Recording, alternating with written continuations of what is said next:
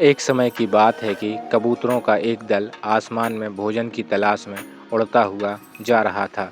गलती से वह दल भटक कर ऐसे प्रदेश के ऊपर से गुजरा जहां भयंकर अकाल पड़ा था। कबूतरों का सरदार चिंतित था। कबूतरों के शरीर की शक्ति समाप्त होती जा रही थी। शीघ्र ही कुछ दाना मिलना जरूरी था। दल का युवा कबूतर सबसे नीचे उड़ रहा था। भोजन नजर आने पर उसे ही बाकी दल को सूचित करना था। बहुत समय उड़ने के बाद कहीं वह सूखाग्रस्त क्षेत्र से बाहर आया। नीचे हरियाली नजर आने लगी तो भोजन मिलने की उम्मीद बनी। युवा कबूतर और नीचे उड़ान भरने लगा। तभी उसे नीचे खेत में बहुत सारा अन्न बिखरा नजर आया।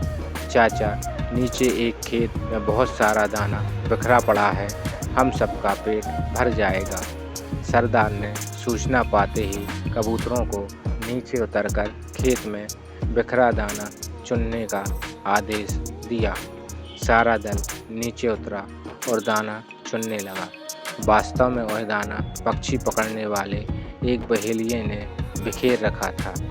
ऊपर पेड़ पर तना था उसका जाल। जैसे ही कबूतर दल दाना चुनने लगा, जाल उन पर आ गिरा। सारे कबूतर फंस गए। कबूतरों के सरदार ने माथा पीटा। ओह, यह तो हमें फंसाने के लिए फैलाया गया जाल था। भूख ने मेरी अक्ल पर पर्दा डाल दिया था। मुझे सोचना चाहिए था कि इतना अन्न बिखरा होने का कोई मतलब है। अब पछताए होत क्या जब चिड़िया चुग गई खेत। एक कबूतर रोने लगा, हम सब मारे जाएंगे।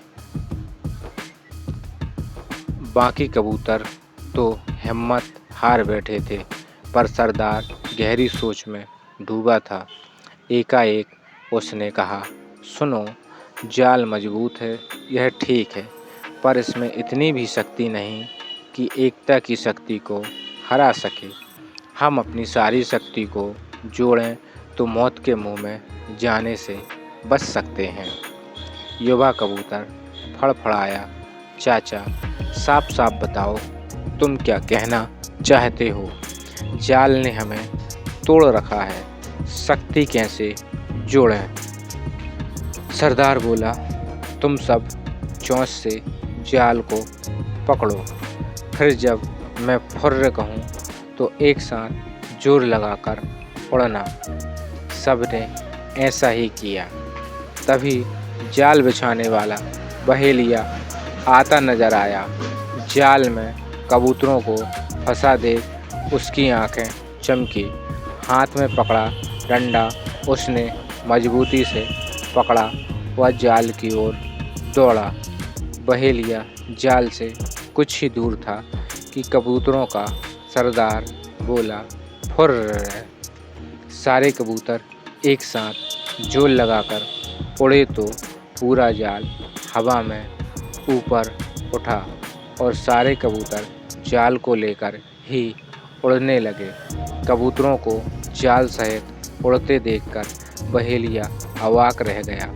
कुछ संभला तो जाल के पीछे दौड़ने लगा। कबूतर सरदार ने बहेलिये को नीचे जाल के पीछे दौड़ते पाया तो उसका इरादा समझ गया।